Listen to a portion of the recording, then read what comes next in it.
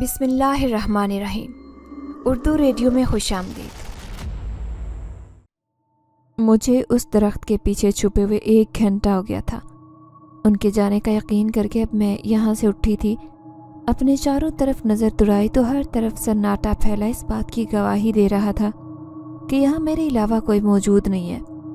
ان انجان راستوں پر بھٹک کر میں گھر جانے کا راستہ مکمل طور پر بھول چکی تھی، پھر بھی آنسو بہاتی ہوئی ایک طرف چلنے لگی۔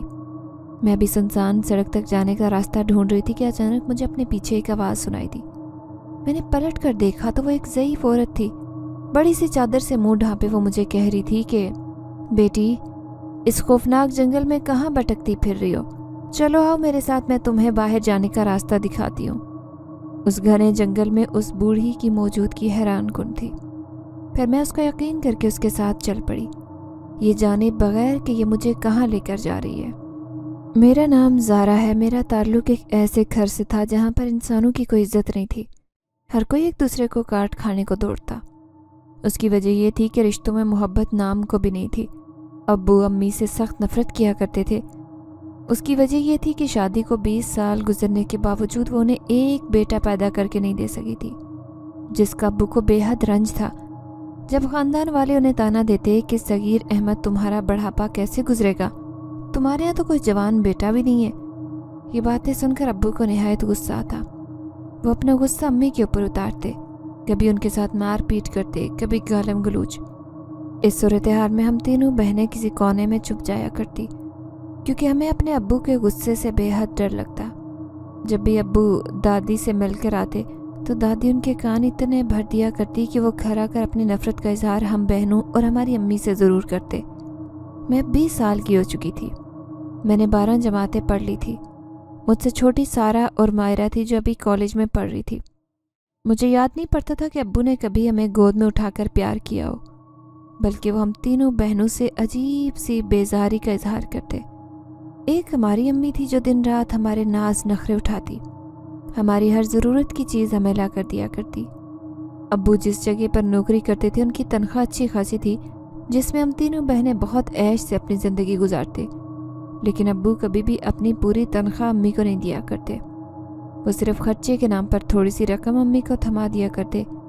امی کو سلائی آتی تھی، اس وجہ سے ان کی محلے میں اچھی سلائی کی دھوم تھی، جس کی وجہ سے محلے کے اچھے گھرانے کی خواتین ان سے کپڑے سلائی کروایا کرتی تھی، جس سے امی اپنی اور ہماری تمام ضرورتیں پوری کر لیا کرتی۔ اب امی اور ابو دونوں بڑھاپے کی جانب مائل تھے۔ ابو سے نوکری نہیں ہو رہی تھی تو دوسری طرف امی کی بنائی بھی سلائیاں کر کر کے متاثر ہوئی تھی۔ میں نے سوچ لیا تھا کہ میں شادی نہیں کروں گی، بلکہ نوکری کر کے ابو کا سہارا بنوں گی، اور ان کی بیٹا نہ ہونے کی خواہش کو میں اس طریقے سے پوری کروں گی کہ انہیں بیٹا بن کر دکھاؤں۔ پھر ایک دن ابو کی فیکٹری سے فون آیا جب انہیں کمپنی میں ہی ہارٹ اٹیک آیا، جس کی وجہ سے وہ ہسپتال چلے گئے۔ ابو بھلے ہی ہم سے نفرت کا اظہار کرتے، لیکن میں ان سے بہت محبت کرتی تھی، اس لیے یہ بات سن کر ہم رونے لگے اور میں فوراً امی کے ساتھ ہسپتال پہنچ گئی۔ وہاں جا کر پتہ چلا کہ ابو کو ایک دل کی بیماری ہو گئی تھی جس کا علاج بہت ضروری تھا، ورنہ انہیں کبھی بھی ہارٹ اٹیک کا خطرہ ہو سکتا تھا جو ان کے لیے جان لیوا ثابت ہوتا۔ اب میں اور امی ابو کو گھر لے آئے تھے۔ میں نے دیکھا ابو گھر آ کر بہت چپ چپ سے تھے، لیکن میں نے دل میں سوچ لیا تھا کہ ابو کو اب ہرگز کام کے لیے فیکٹری نہیں جانے دینا، بلکہ میں خود ہی کوئی نوکری ڈھونڈ کر ابو کی جگہ پر نوکری کروں گی۔ پھر میں کافی دن تک خود کو سڑکوں پر خواری کرتی رہی۔ ہمارے محلے سے 2-3 لڑکیاں کسی فیکٹری میں کام کرتی تھی۔ میں نے ان سے کہہ رکھا تھا کہ جیسے ہی تمہاری فیکٹری میں کوئی جگہ خالی ہو تو مجھے نوکری دلوا دینا۔ انہوں نے مجھ سے وعدہ کیا تھا کہ ہم تمہیں ضرور کام پر لگوا دیں گے۔ کافی دن گزر گئے لیکن ان کی طرف سے کوئی جواب نہیں آیا۔ دھکے کھا کر میں نے خود ہی مختلف جگہوں پر جانے کا فیصلہ کیا۔ کافی دن کے بعد مجھے ایک نوکری مل گئی، لیکن جس فیکٹری میں مجھے نوکری ملی تھی وہ گھر سے کافی فاصلے پر تھی۔ لیکن ایک اچھی بات تھی کہ بس روزانہ ورکروں کو لینے اور چھوڑنے کے لیے ان کی بس آتی تھی۔ امی میرے اکیلے آنے جانے کی وجہ سے بہت پریشان تھی، لیکن میں امی کو کہہ دیا کرتی تھی کہ جس طرح اور لڑکیاں کام کر کے اپنا گزارا کر رہی ہیں، ایسے میں بھی کر سکتی ہوں۔ میری بات سن کر امی چپ ہو گئی۔ اب مجھے فیکٹری میں جاتے ہوئے 2-3 دن ہی ہوئے تھے کہ اچانک ایک دن فیکٹری کی بس خراب ہو گئی۔ ابھی آدھا راستہ بھی نہیں ہوا تھا کہ मैं चूँकि नई नहीं थी इसलिए मुझे रास्तों का इतना पता भी नहीं था। बस का ड्राइवर कहने लगा कि बस ठीक होने में काफ़ी घंटे लग सकते, इसीलिए इससे पहले कि रात का अंधेरा फैले आप लोग अपने अपने घर जाने का बंदोबस्त कर लें। तमाम लड़कियों के घर नज़दीक थे, वो सब एक दूसरे के साथ अपने अपने घर चली गई, लेकिन मेरा तो घर बहुत दूर था और फिर मेरे साथ आने जाने वाली कोई लड़की भी नहीं थी। शाम का अंधेरा फैलने को था। मैं जल्दी जल्दी पैदल ही घर की तरफ जाने लगी। हर तरफ सन्नाटा फैला इस बात की गवाही दे रहा था कि यहाँ मेरे अलावा कोई भी नहीं है। अभी थोड़ी दूर गई थी कि अचानक मुझे अपने पीछे 3-4 कदमों के चलने की आवाज़ आने लगी। मैंने पीछे मुड़कर देखा तो 3 उबाश किस्म के लड़के थे जो मेरा पीछा कर रहे थे। यूँ सड़क पर अकेली लड़की को जाता देखकर शायद उन्होंने मौके से फ़ायदा उठाने की कोशिश की। मेरे हाथों और माथे से पसीने फूटने लगे। मैं बहुत ज़्यादा घबरा गई थी। मेरी चाल से उन्होंने अंदाज़ा लगा लिया था कि यह लड़की हमें देखकर डर गई है। जब ही आपस में ज़ोर ज़ोर से कह के लगा कर बातें करने लगे। यूँ अपने पीछे लड़कों को लगा देखकर मेरे ओसान ख़ता हो गए, इसीलिए मैं इतनी तेज़ भागने लगी कि मेरे पाँव से चप्पल तक निकल गई। आसपास तो ना कोई गाड़ी थी, ना कोई आदमी जिससे मैं मदद मांग सकती। मेरे तेज़ तेज़ भागने पर उन्होंने भी मेरे पीछे दौड़ना शुरू कर दिया। फिर मैंने आओ देखा न ताओ अपनी चप्पलें वहीं छोड़ी और नंगे पांव दौड़ती हुई जिस तरफ को रास्ता नजर आया वहीं भागने लगी। कुछ देर तक तो वो लोग मेरा पीछा करते रहे। फिर मेरे एक जगह छुप जाने पर वो काफ़ी देर तक मुझे ढूंढने के बाद वापस चले गए। मैं एक झाड़ियों के पीछे छुपी थी। जब काफ़ी देर तक उनकी आवाज़ें मेरे कानों में न आई तब थक हार कर मैं उन झाड़ियों से निकली, लेकिन तब बहुत देर हो गई थी क्योंकि हर तरफ काला अंधेरा फैला हुआ था। हाथ को हाथ सुझाई नहीं दे रहा था। मैं भी आगे जाने का सोच रही थी, तभी अचानक मुझे वो बूढ़ी औरत मिली जो मेरा हाथ पकड़कर मुझे न जाने कहाँ लेकर जा रही थी। उसके साथ चलते चलते मैं बहुत दूर तक आ गई थी, लेकिन मुझे कोई सड़क नहीं मिली। थक हार कर मैं उस बूढ़ी औरत से कहने लगी कि अम्मा आप मुझे ये कहाँ ले आई हैं। फिर उसने अपने चेहरे पर डाली हुई चादर में से मुंह निकाल कर मुझे देखा तो मेरे मुंह से चीखें निकल गई, क्योंकि वो कोई बूढ़ी औरत नहीं थी बल्कि उसका बेतहाशा खौफनाक चेहरा उसे किसी और दुनिया की मखलूक बता रहा था। इससे पहले कि वो मुझे खींच कर करीब करती, मैंने फ़ौरन उसके हाथ से अपना हाथ छुड़ाया और तेज़ भागने लगी। वो बूढ़ी औरत अपनी लाठी टेकती मेरे पीछे भागी। मुझे कह रही थी कि रुको रुको, मेरी बात सुनो, लेकिन मैं मुड़कर भी नहीं देखना चाहती थी। काफ़ी दूर तक भागने के बाद मेरी हालत और भी बुरी हो रही थी। रात भी मज़ीद गहरी होती जा रही थी। मैं वहीं एक दरख्त के नीचे बैठकर रोने लगी। अचानक ही मेरी नज़र एक जगह पर चमकती हुई रोशनी पर पड़ी। वहाँ मौजूद रोशनी इस बात की गवाही दे रही थी कि ज़रूर वहाँ पर किसी न किसी का घर मौजूद है। अगरचे वो रोशनी बहुत दूर थी, लेकिन पैदल चलकर उस तक पहुँच सकती थी। आज की रात अगर मैं किसी घर में गुजार लेती तो सुबह होते ही मैं वापस अपने घर जा सकती थी। यही सोचकर मैं तेज़ तेज़ कदम उठाती उस रोशनी की तरफ बढ़ने लगी। मेरे पाँव जगह जगह से छिल गए थे और उनमें से भी खून रिस रहा था, लेकिन मुझे किसी की परवाह नहीं थी।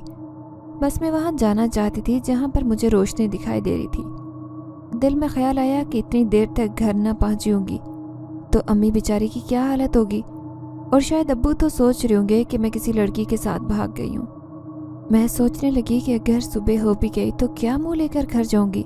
शायद अम्मी अब्बू मुझे अब कबूल नहीं करेंगे। यही सोचकर मैं खुद को रोने से बाज नहीं रख पा रही थी।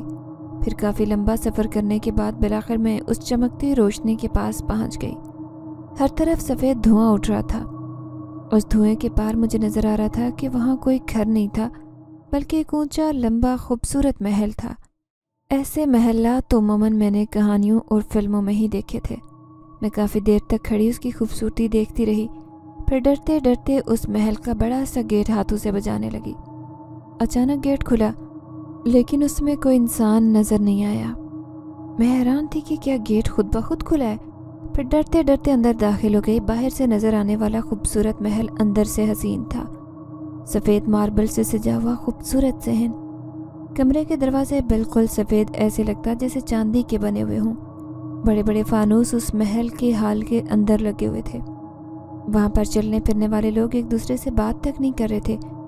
कोई आ रहा था तो कोई जा रहा था, सब अपनी धुन में थे। अचानक किसी की नज़र भी मुझ पर नहीं पड़ी थी कि मेरी नज़र हाल में मौजूद तख्त पर बैठी एक दोशीज़ा के ऊपर पड़ी। मैं खुद भी अच्छी शक्ल सूरत की मालिक थी, एक खूबसूरत लड़की थी, लेकिन वो दोशीज़ा तो मुझसे भी कई गुना हसीन थी। मैं कई सानिये तक उसे देखती रही। वो खूबसूरत दोशीज़ा न जाने क्यों आंसू बहाती निहायत गमगीन नज़र आ रही थी। अचानक उसके पास खड़े हुए एक बड़ी उम्र के मर्द की नज़र मुझ पर पड़ी। जब वो मुझे हैरत से देख रहा था तो मैं निहायत खौफज़दा हो गई। मैं सोचने लगी कि शायद वो मुझे यूं बिना इजाज़त उस महल के अंदर आने पर गुस्सा करेगा। वो इशारे से मुझे पास बुला रहा था। अब मेरे पास उसके करीब जाने के अलावा कोई चारा नहीं था। मैं छोटे छोटे कदम उठाती उस तक पहुंची। वो हसीन लड़की जो रो रही थी वो अब अपनी खूबसूरत आंखें उठाकर मुझे देख रही थी। मैं जब भी उसके पास जाकर खड़ी होती तो वो मर्द मुझे कहने लगा कि लड़की, तुम कौन और यहाँ क्या कर रही हो? तुम यकीनन आदमजादी हो। हम हरगिज़ किसी इंसान को अपने महल में आने की इजाज़त नहीं देते, तो फिर तुम कैसे अंदर आ गई? उसकी आवाज़ में एक खौफनाक खरश थी। फिर मैं कांपते हुए लहजे में उसे कहने लगी कि मैं बहुत लाचार और बेबसी की हालत में हूँ। इस वक्त मुझे रहने के लिए ठिकाना चाहिए था, जब भी मैं आपके महल को देखकर यहाँ पर आ गई। फिर मैंने रोते रोते उन्हें पूरी बात बताई कि किस तरह से मैं रास्ता भटक कर जंगल में आ गई थी। मेरे पीछे खतरनाक गुंडे पड़े थे। वो लड़की भी मेरी कहानी बड़े गौर से सुन रही थी। फिर उस बड़ी उम्र वाले आदमी से कहने लगी कि अब्बा, ये लड़की मजबूर और बेबस नज़र आती है। आप इसे एक रात के लिए इस महल में रहने की इजाज़त दे दें। इस लड़की के मुंह से ये बात सुनकर मैं खुश हो गई थी। फिर वो आदमी मुझसे कहने लगा कि क्या तुम शादीशुदा हो या गैर शादीशुदा? मैं उस आदमी के सवाल से हैरान रह गई। फिर कहने लगी कि मेरी अभी शादी नहीं हुई, अभी मुझे अपने माँ बाप के लिए बहुत कुछ करना है। फिर मेरी बात सुनकर वो कहने लगा कि हमें एक गैर शादीशुदा लड़की की ज़रूरत है। आज वो तुम्हारी सूरत में पूरी हो गई। अगर हम तुम्हें मालो दौलत और जेवरात दें और बदले में तुमसे काम करने का कहें तो क्या तुम हमारी बात मानोगी? मैं उनकी बात सुनकर डर गई, लेकिन बहुत सारी दौलत पाने की ख्वाहिश ने मेरे दिल से कहा कि मुझे उनकी बात मान लेनी चाहिए। मैंने बगैर सोचे समझे उस बड़ी उम्र वाले आदमी से कह दिया कि मैं आपकी हर बात मानने को तैयार हूँ। मुझे इस वक्त पैसों की ज़रूरत है क्योंकि मेरे सर पर कोई बड़ा भाई नहीं है। दूसरी तरफ मेरे अब्बू को एक लंबे और महंगे इलाज की ज़रूरत है। फिर वो बड़ी उम्र वाला आदमी मुझसे कहने लगा कि ठीक है, अगर तुम हमारी बात मानने पर राज़ी हो तो फिर आज हमारे महल की शाही मेहमान हो। हम तुम्हें इतनी इज्जत देंगे कि कभी तुम्हें उतनी किसी इंसान ने नहीं दी होगी। अब तुमने हमारी बात मानने का कह दिया है तो हम तुम्हें ये बात बता देते हैं कि आखिर हम तुमसे करवाना क्या चाहते हैं। ये कहकर उसने अपनी बेटी की तरफ इशारा किया और फिर मुझे कहने लगा कि ये मेरी बेटी जिनजादी अमाला है। तुम्हें ये जानकर हैरत होगी कि तुम्हारे सामने नज़र आने वाले हम इंसान नहीं बल्कि जिन्नात हैं, बल्कि ये पूरा महल ही जिन्नाती महल है।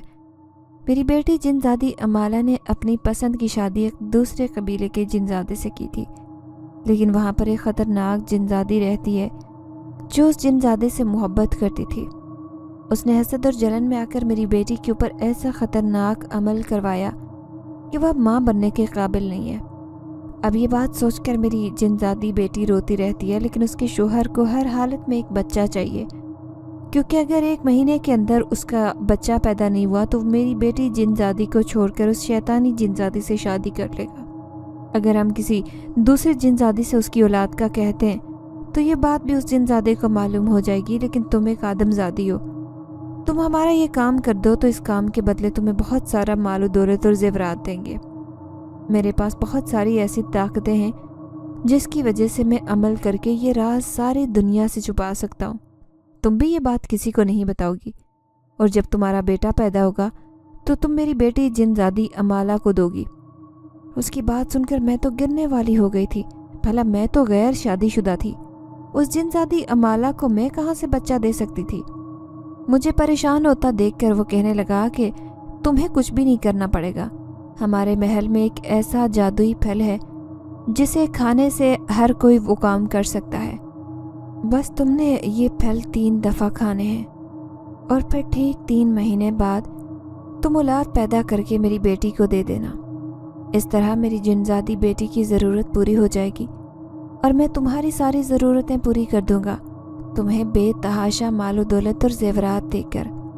मैंने बगैर सोचे समझे उन्हें हाँ कर दी, लेकिन ये नहीं जानती थी कि वो मुझसे इतना बड़ा काम करवाने वाले। भला ये कैसे हो सकता था? मैं उस महल में आकर बुरी तरह फंस गई थी, लेकिन वो जिनजादी अम्माला मुझे उम्मीद भरी नज़रों से देख रही थी। अब मैं डर भी रही थी कि अगर मैंने इन्हें मना कर दिया तो न जाने मेरे साथ क्या सलूक करते। हो सकता है कि वो मुझे मार कर वहीं किसी जंगल में फेंक देते। मुझे यूँ खामोश देखकर वो जिनजादा मुझसे कहने लगा कि देखो, तुमने काम करने की हामी भर ली है। अब अगर तुम इससे इनकार करती हो तो याद रखना, मैं इनकार करने वालों के साथ बहुत बुरा सलूक करता हूँ। अब इसके सिवा मेरे पास कोई चारा नहीं था कि मैं उनकी बात मान लेती। इसीलिए खामोशी से मैंने कह दिया कि ठीक है, मैं ये बात मानने के लिए हाँ करती हूँ। मेरे हाँ करने की देर थी कि अचानक ही महल में जश्न का समा पैदा हो गया।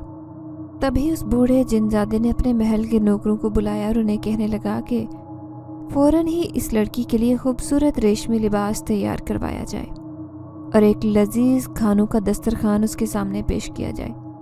मैं अच्छी तरह समझ गई थी कि वो सब लोग मेरी इतनी आवभगत क्यों कर रहे थे। बदले में मैं भी एक ऐसा काम करने जा रही थी जिससे मुझे बहुत खतरा था। थोड़ी देर बाद मेरे फटे पुराने कपड़े तब्दील हो चुके थे।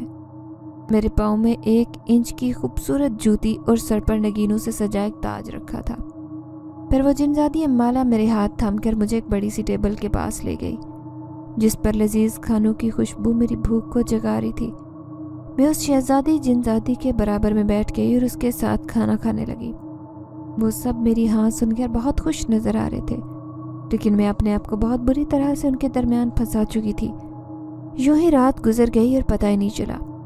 फिर जैसे ही मेरे जाने का वक्त हुआ तो उस बूढ़े जिनजादे ने मुझे अपने पास बुलाया और कहने लगा कि अब तुम्हारे जाने का वक्त हो गया है। तुम आज से यहाँ से चली जाओगी, लेकिन याद रखना, ठीक 3 महीने बाद तुम्हें दोबारा यहीं आना होगा।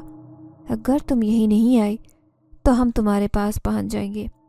ये देखो, तुम्हारे सामने एक थाली रखी हुई है जिसमें एक सुर्ख, सब्ज और पीले रंग का फल रखा है। वो तुमने एक एक करके खा लेना है। उन फलों के बीच में एक राज छुपा है। जो भी उन फलों को खाता है वो एक जिनजादे को पैदा करके देता है। आज से तुम्हारी कोख में भी जिनजादी अमाला का बच्चा जन्म लेना शुरू कर देगा। उस जिनजादे की बातें इंतहाई खौफनाक थी। मैं हरगिज़ उन फलों को खाना नहीं चाहती थी, लेकिन अब मजबूरी थी। ना खाती तो शायद मुझे वहीं पर कत्ल कर देते। दिल ही दिल में रोते हुए मैंने उन फलों को उठाकर खा लिया। मैं उनसे पूछना चाहती थी कि इन फलों के खाने से मेरी सेहत पर तो कोई असर नहीं पड़ेगा या फिर किसी को ये बात पता तो नहीं चलेगी, लेकिन मैं इतनी खौफजदा थी कि उनसे ये बात पूछ ही नहीं सकी। मेरे फल खाने के बाद वो बूढ़ा जिनजादा और उसकी बेटी बड़े शातिर अंदाज में मुस्कुरा रहे थे, जैसे उन्होंने कोई बहुत बड़ी गेम मेरे साथ खेल ली हो। फिर बाद में मैंने इल्तिजा की कि मैं बाहर जाना चाहती हूँ, क्योंकि एक रात घर से बाहर गुजारने पर न जाने मेरे घर वाले मुझे कबूल करेंगे या नहीं। मुझे यहाँ से बाहर जाने का रास्ता भी नहीं पता। फिर उसने एक इशारा किया और एक जिनजादा उड़ता हुआ आया। उस महल के सरदार के पास पहुँच गया। उसके हाथ में एक छोटा सा थैला था जो उसने मुझे थमा दिया। कहने लगा कि तुमने हमारा आधा काम किया है, इसलिए तुम्हारा इनाम है। जब हमारा काम मुकम्मल हो जाएगा फिर तुम्हें इससे भी बड़े इनाम से नवाजा जाएगा। मैंने उस थैले को खोलकर देखा तो हैरान रह गई। खूबसूरत और कीमती हीरों और सोने जवाहरात से भरा हुआ वो थैला खासा कीमती लग रहा था। फिर वो बूढ़ा जिनजादा मुझे कहने लगा कि अगर तुम्हारे घर वाले तुम्हें कबूल नहीं करेंगे तो ये थैला उनके हाथ में थमा देना, वो वहीं चुप हो जाएंगे, क्योंकि हम अच्छी तरह से जानते हैं कि दुनिया के रहने वाले इंसान किस कदर लालची और दौलत के रसिया हैं। ये दौलत उनका मुंह बंद करने के लिए काफ़ी होगी। मुझे उस बूढ़े जिनजादे के ऊपर बहुत गुस्सा आया जो मेरे घर वालों के बारे में ऐसी बातें कर रहा था। फिर भी मेरी मजबूरी थी, मैं उसे क्या कह सकती थी। फिर थोड़ी देर बाद जब मैं वहाँ से रुखसत हो रही थी तो सरदार का एक नौकर जिनजादा मुझे मेरे घर की जानिब लेकर जा रहा था। उसने मुझे आंखें बंद करने को कहा। फिर ऐसे लगा जैसे मेरा वजूद हवा में मुअल्लिक हो। अब मैं उड़ती हुई अपने घर की तरफ जा रही थी। फिर उसने मुझे गली के पास उतारा और वहाँ से खुद गायब हो गया। मैंने उस थैले को अपनी चादर के नीचे छुपा लिया, लेकिन जैसे ही घर के करीब गई तो मेरे उसान खता हो गए। کیونکہ میرے گھر کے باہر تو رش لگا ہوا تھا۔ شاید میری گمشدگی کی وجہ سے سارے ہی محلے والے جمع تھے۔ پھر میں نظریں جھکا کر اپنے گھر میں جانے لگی تو لوگ مجھے عجیب سی نظروں سے دیکھ رہے تھے۔ میں پسینہ پسینہ وجود لیے جب گھر میں داخل ہوئی تو منہ دیکھتے ہی امی مجھے کوسنے لگی اور کہنے لگی کہ تو نے تو میرا سر شرم سے جھکا دیا، اب میں کسی کو کیا جواب دوں گی؟ تو نہ جانے کہاں رات گزار کر آئی ہے، منحوس تو پیدا ہوتے ہی مر کیوں نہیں گئی؟ اپنی ماں کے منہ سے یہ بات سن کر میں تو جیسے مرنے کو تھی۔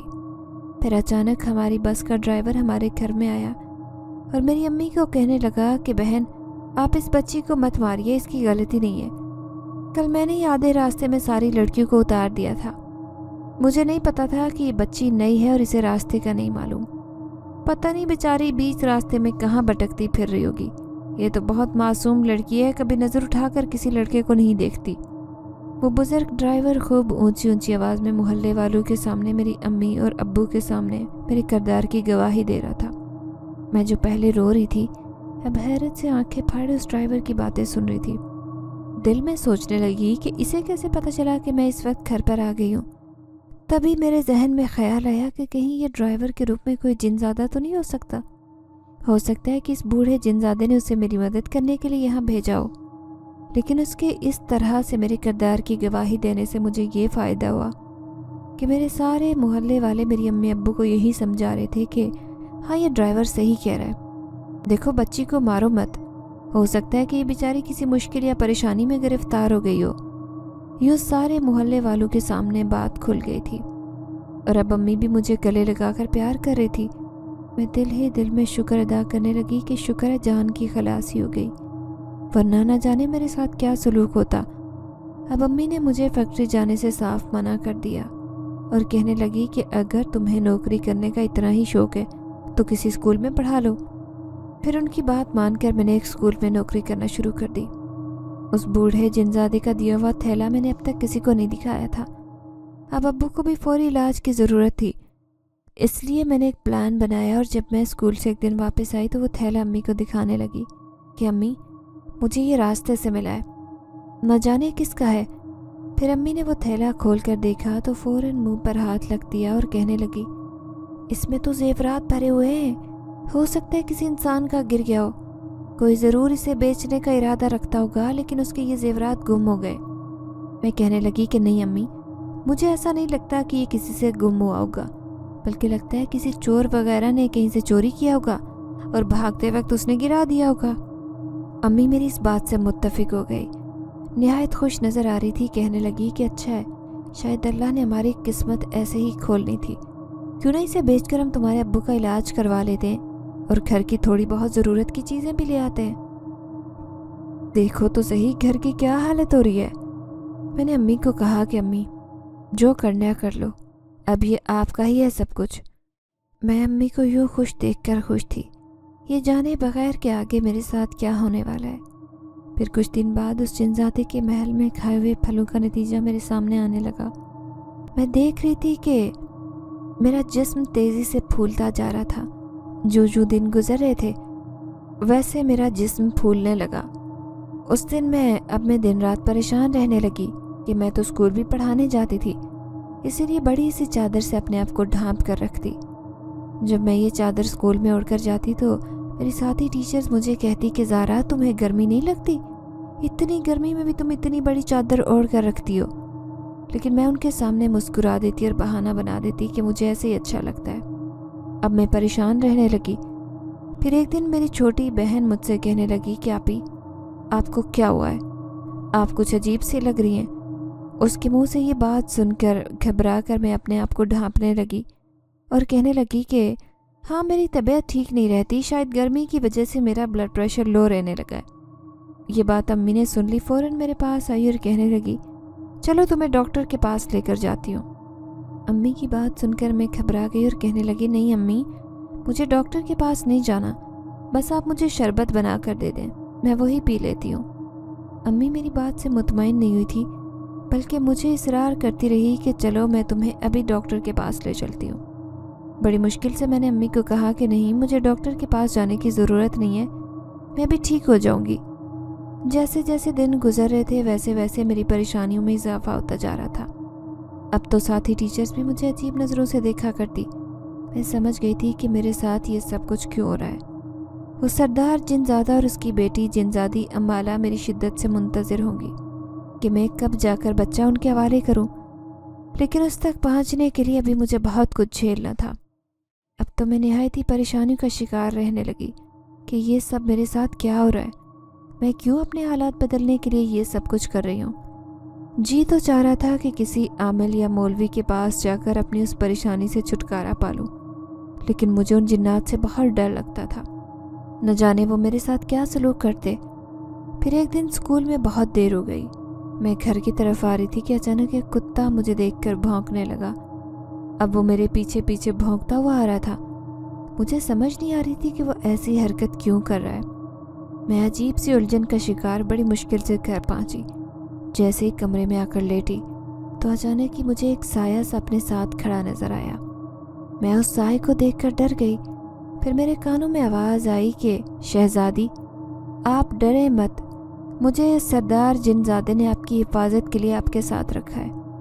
اگر آپ کو کوئی بھی پریشانی ہو تو میں آپ کے ساتھ ہر وقت موجود رہوں گا۔ اسے اپنے سامنے یوں کھڑا دیکھ کر میں بے انتہا خوف زدہ ہو گئی۔ اس کا مطلب تھا کہ میں اپنے لیے کچھ بھی نہیں کر سکتی تھی۔ اس نے تو چوکیدار میرے ساتھ رکھا ہوا تھا اس جنزادے کی صورت میں۔ اب دن بدن میرا جسم ایسے ہی پھولتا جا رہا تھا جیسے۔ میں تو چھپا چھپا کر تھک گئی۔ امی نے ان زیورات کو بیچ کر ابو کا علاج کروانا شروع کر دیا۔ ان کی توجہ مجھ پر زیادہ نہیں تھی۔ اگر وہ مجھے ایسے دیکھتی تو سوالات کا سلسلہ کھڑا ہو جاتا جس کا میرے پاس کوئی جواب نہیں تھا۔ ابو 2 ہفتے ہاسپٹل میں رہے، پھر وہ اپنا علاج کروا کر گھر آ گئے۔ میری اس حالت کو بھی 2 مہینے گزر چکے تھے۔ اب آخری مہینہ تھا، میری اس عذاب سے جان چھوٹ جانی تھی۔ اب اماں گھر پر ہی ہوتی اور 24 گھنٹے نظر رکھ رہی تھی۔ مجھ سے پوچھتی تھی کہ تمہیں کیا ہوتا جا رہا ہے، اتنی سست نظر آتی ہو۔ میں انہیں ہیلے بہانے کر کے ٹال دیا کرتی۔ پھر ایک دن کچھ ایسا ہوا کہ میں صحن میں بیٹھے بیٹھے بے ہوش ہو کر چارپائی پر گر گئی۔ جب ہوش آیا تو میں ایک کلینک میں تھی۔ اپنے آپ کو دیکھ کر میں بے تحاشا خوف زدہ ہو گئی۔ مجھے پورا یقین ہو گیا تھا کہ جس راز کو میں 2 مہینے سے چھپاتی آئی ہوں، آج ڈاکٹر نے امی کے سامنے اس راز کو عیاں شاید کرنے ہی والی تھی۔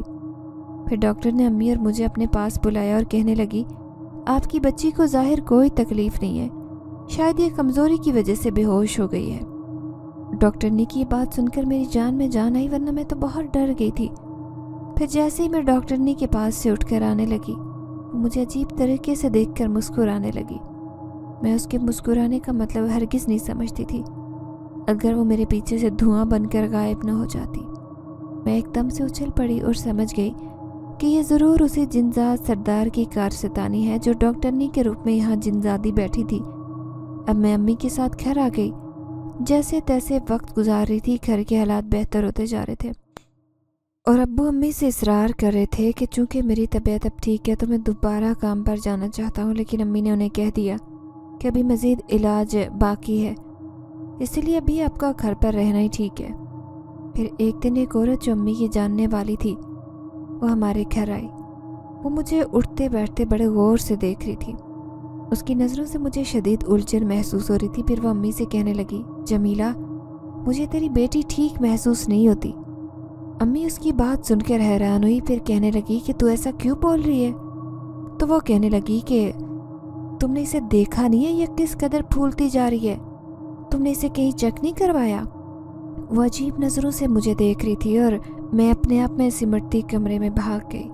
پھر وہ خود ہی اٹھ کر میرے پیچھے آئی اور امی سے کہنے لگی کہ میں تمہاری بیٹی کو دیکھتی ہوں، مجھے تو اس کے اوپر کچھ شک ہو رہا ہے۔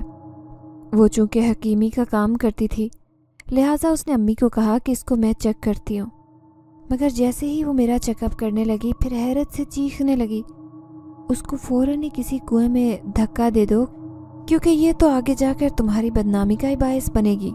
میں روتے ہوئے امی کو کہنے لگی کہ امی یہ جھوٹ کہہ رہی ہے، ایسا کچھ نہیں ہے، لیکن اس نے میری امی کو پکا ثبوت دے دیا تھا۔ امی مجھے خوب پیٹے جا رہی تھی اور کہنے لگی، دفع ہو جاؤ میرے گھر سے، اس سے پہلے کہ تمہارا باپ مجھے طلاق دے دے، پہلے ہی یہاں سے نکل جا۔ میں امی کو رو رو کر کہہ رہی تھی کہ ایسا کچھ نہیں ہے، یہ غلط بیانی کر رہی ہے، लेकिन अम्मी मेरी किसी बात पर यकीन करने को तैयार नहीं थी। उन्होंने मुझे घर से निकाल दिया। अब मैं रोती हुई घर से निकलकर बाहर गली में जा रही थी। गली में आने जाने वाले लोग मुझे हैरत से देख रहे थे कि ये लड़की क्यों इस तरह से रोती हुई जा रही है। मैंने खुद की गिर चादर अच्छी तरह लपेटी। अम्मी शायद ये समझ रही थी कि मैं जब घर से गायब थी तभी मैंने ऐसा कुछ किया। अब उस बूढ़े जिन्नात और उसकी बेटी जिनजादी अम्माला की वजह से मेरी ज़िंदगी अजाब में फंस गई। मैं तो अम्मी और अब्बू का भला करने जा रही थी, लेकिन ये नेकी तो मेरे ही गले पड़ गई। चलते चलते मेरी हालत निहायत ख़राब हो गई। मैं थक हार कर एक दरख्त के नीचे बैठ गई। अचानक ही ऐसे महसूस हुआ जैसे मेरे ऊपर कोई साया सा खड़ा है। नज़र उठाकर देखा तो वही जिनजादा चौकीदार मेरे सामने खड़ा था। फिर वो मुझे कहने लगा कि मेरे सरदार ने ख़ास हुक्म दिया है कि मैं आपका भरपूर ख्याल रखूं। अगर आप कहें तो मैं अभी जाकर उस औरत को सबक सिखाता हूँ। उन्होंने जो आपको इस कदर तंग किया है।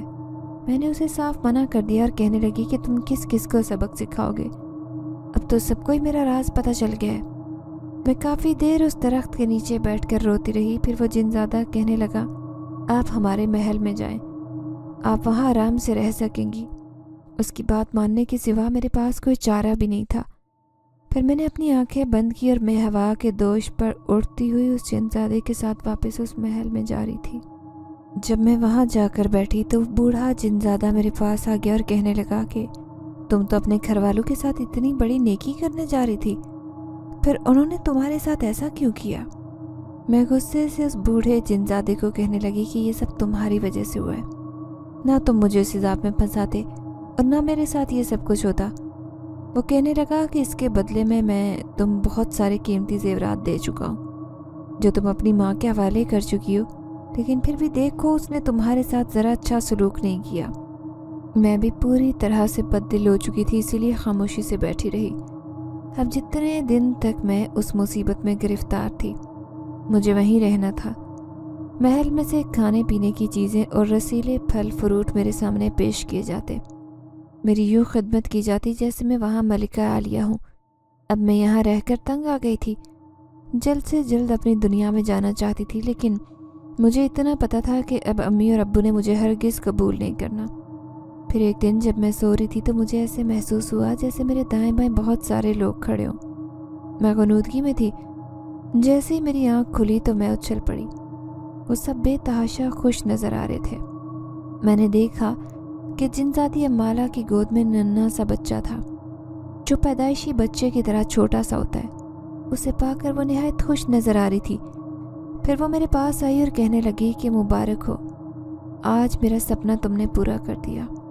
ये देखो, पूरे 3 महीने बाद मेरा बच्चा मेरे पास आ गया है। मैं हैरत से देख रही थी कि ये सब कैसे हो गया। मुझे तो ऐसा कुछ भी महसूस नहीं हुआ। जब मैंने ये बात जिनजादी से पूछी तो वो कहने लगी कि मैंने तुम्हें कोई तकलीफ़ नहीं होने दी, क्योंकि तुम मेरी वजह से पहले ही बहुत मुसीबतें उठा चुकी हो।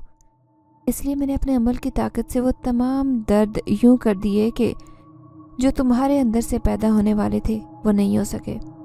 ये उन जिन्नात की बातें वही समझ सकते थे।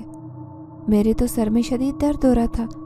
अब मैं यहाँ ज़्यादा देर रहना नहीं चाहती थी, इसीलिए उस सरदार की मिन्नतें करने लगी कि अब मैंने आपका काम कर दिया है, मैं वापस अपनी दुनिया में जाना चाहती हूँ। बूढ़ा जिनजादा मुझे कहने लगा कि मैं तुम्हें अपनी दुनिया में भेज दूँगा, लेकिन तुमने मुझे इतनी बड़ी खुशी दी है, इसलिए मैं तुम्हें इनाम के साथ साथ अपनी थोड़ी सी ताकत भी देना चाहता हूँ ताकि तुम हर चीज़ का मुकाबला बखूबी कर सको। फिर मैं उससे कहने लगी कि मुझे ताकत की ज़रूरत नहीं, बस मैं चाहती हूँ कि किसी भी तरह से मेरे अम्मी अब्बू मुझे वापस अपने साथ रख लें। जैसे मैं पहले रहती थी वैसे ही रहूँ उनके साथ। उस बूढ़े जिनजादे ने मेरी बात मान ली थी। फिर मेरे कहने पर उसने अपना अमल करके मुझे ये बताया कि उसने ये कोशिश की है कि तुम्हारे अम्मी अब्बू का दिल बदल जाए, इसलिए तुम अब अपने घर जा सकती हो। अब उसने वादे के मुताबिक मुझे बहुत सारे कीमती जेवरात और तहाइफ देकर रुखसत कर दिया। मैं कुछ घबराई हुई सी अपने घर जा रही थी, क्योंकि मैं ये सोच रही थी कि कहीं अम्मी अब्बू मुझे दुत्कार न दे। फिर जैसे ही मैं घर में दाखिल हुई तो अम्मी ने मुझे भाग कर गले लगा लिया और कहने लगी कि उस गांव की हकीम औरत ने जो भी कहा था वो सब झूठ था। मैं उसकी बातों में आ गई, इसी वजह से मैंने तुम्हारे साथ इतना बुरा सलूक किया। जब तुम यहाँ से चली गई तो वो पीछे से आकर कहने लगी कि उस दिन मुझे गलत फहमी हो गई थी, तुम्हारी बेटी में ऐसी कोई बात नहीं थी। मैंने तुम्हें जगह जगह ढूंढा लेकिन मुझे तो तुम कहीं भी नहीं मिली। मैं समझ रही थी कि शायद तुम किसी शेल्टर होम वगैरह में रह रही हो, लेकिन मैंने शहर के हर शेल्टर होम से मालूम कर लिया था, लेकिन तुम कहीं भी नहीं थी। मैं खुश थी कि अम्मी अब्बू का दिल पूरी तरह से बदल गया। फिर उस जिनजादे का दिया हुआ ख़जाना मैं अपने कमरे में छुपा कर रख चुकी थी और चाहती थी कि उसे वक्त पर ही इस्तेमाल करूं। यूँ करते करते कुछ अरसा मज़ीद गुजर गया। मैं अब दोबारा से स्कूल पढ़ा रही थी। छोटी बहनों ने भी कॉलेज की पढ़ाई मुकम्मल कर ली थी। छोटी बहन को ब्यूटी पार्लर का काम करने का शौक़ था। वो कह रही थी कि मैं चाहती हूँ कि बहुत बड़ा ब्यूटी पार्लर खोलूँ। उसका ये आइडिया मुझे अच्छा लगा, पर मैं कहने लगी कि ठीक है, ये तुम्हारा ख्वाब ज़रूर पूरा होगा, मैं हर सूरत पूरा करके रहूँगी। वो ये नहीं जानती थी कि मेरे पास उस जिनजादे का दिया हुआ ख़जाना मौजूद है। फिर मैंने देखते ही देखते अपने घर की ऊपरी मंजिल पर एक शानदार ब्यूटी पार्लर बनवा दिया। अम्मी अब्बू हैरान थे कि स्कूल की इतनी सी तनख्वाह से मैंने इतना बड़ा ब्यूटी पार्लर अपनी छोटी बहन को कैसे बना कर दे दिया। फिर एक दिन जब मैं कमरे में अकेली लेटी हुई थी तो अचानक ही मुझे किसी बच्चे के हंसने की आवाज़ आई। ये आवाज़ सुनकर मैं हैरान थी। इधर उधर देखा तो मुझे कोई नज़र नहीं आया, लेकिन अचानक ही कमरे के पर्दे के पीछे ऐसे महसूस हुआ जैसे वहाँ कोई खड़ा है। मैं जैसे ही चारपाई से उठकर पर्दे के पास गई तो पर्दा ऐसे हिला जैसे किसी ने उसे पीछे से हिलाया हो। मैंने जल्दी से पर्दे को हटाकर देखा। मेरे मुंह से चीख निकलते निकलते रह गई, क्योंकि वहाँ एक छोटा सा बच्चा खड़ा था जो मुझे हंसते हुए देख रहा था। मैं समझी कि शायद ये किसी मोहल्ले पड़ोस का बच्चा है जो यहाँ कमरे में आ गया है, लेकिन उसकी बात सुनकर मैं हैरान थी कि मुझे कह रहा था, अम्मी कैसी हैं आप। मैं हैरान थी कि ये मुझे अम्मी क्यों कह रहा है। मैंने उसे डांटते हुए कहा कि कौन अम्मी, तुम मुझे ऐसे क्यों कह रहे हो, मैं तो तुम्हारी माँ नहीं हूँ। मेरी बात सुनकर वो ज़ोर ज़ोर से खिलखिलाया और कहने लगा, नहीं, मैं जानता हूँ कि तुम ही मेरी माँ हो, तुमने ही तो मुझे पैदा किया है। उसकी बात सुनकर मेरे रोंगटे खड़े हो गए थे।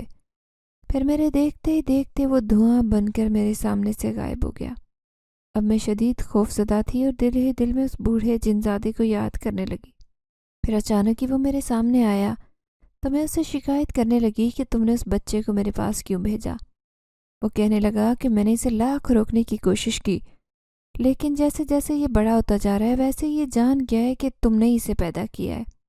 फिर मैं उसके सामने रोने लगी और उससे कहा कि अगर ये ऐसे ही मेरे सामने आता रहा तो मैं अपनी ज़िंदगी कैसे जी सकूंगी, क्योंकि बार बार मुझे ये बात याद आती रहेगी कि उस रात मैं महल में क्या करने गई थी। फिर उस बूढ़े जिनजादे ने मुझसे वादा लिया कि अब दोबारा तुम्हारे सामने कभी नहीं आएगा, तुम अपनी दुनियावी ज़िंदगी को अच्छी तरह से जी सकती हो। उसकी बात सुनकर मैं मुतमईन तो हो गई थी, लेकिन दिल अब भी डरा हुआ था। कुछ दिन बाद घर में रुपए पैसे की रेल पैल हो गई। हालांकि उस बूढ़े जिनजादे और उसकी बेटी का दिया हुआ काफ़ी ख़जाना मेरे पास मौजूद था, लेकिन फिर भी मैं उसे संभाल कर खर्च कर रही थी। फिर अचानक ही कुछ लोग मेरा रिश्ता लेकर अम्मी अब्बू के पास आए। मैं उन्हें देखकर हैरान थी, क्योंकि उनके साथ मेरी एक स्कूल टीचर भी थी जो यकीनन अपने भाई का रिश्ता मेरे लिए लेकर आई थी। वो लोग ज़्यादा अमीर नहीं थे, लेकिन शरीफ बहुत थे। वैसे भी दौलत का मुझे क्या करना था, क्योंकि मेरे पास पहले बहुत सारी दौलत मौजूद थी। फिर अम्मी अब्बू ने लड़के की शराफत देखकर मेरा रिश्ता उसके साथ पक्का कर दिया। अब मुझे जल्दी उस घर से रुखसत हो जाना था। मैं खुश थी कि अब्बू का दिल मेरी तरफ से बदल गया था। वो भी देख रहे थे कि किस तरह से मैंने बिना किसी लालच के घर के एक एक फर्द की ख्वाहिश पूरी की थी। मैंने अपने लिए ना कोई सपना देखा था और ना ही कभी किसी चीज़ की कोई फरमाइश की थी, लेकिन मैं खुश थी कि बिना बोले ही मुझे ये सब कुछ मिल गया था। अगर आपको हमारी ये कहानी पसंद आई है तो लाइक कीजिए, शेयर कीजिए, और अगर अभी तक आपने हमारा चैनल सब्सक्राइब नहीं किया तो उर्दू रेडियो को लाजमी सब्सक्राइब कीजिए। मिलते हैं अगली वीडियो में। अल्लाह हाफिज़।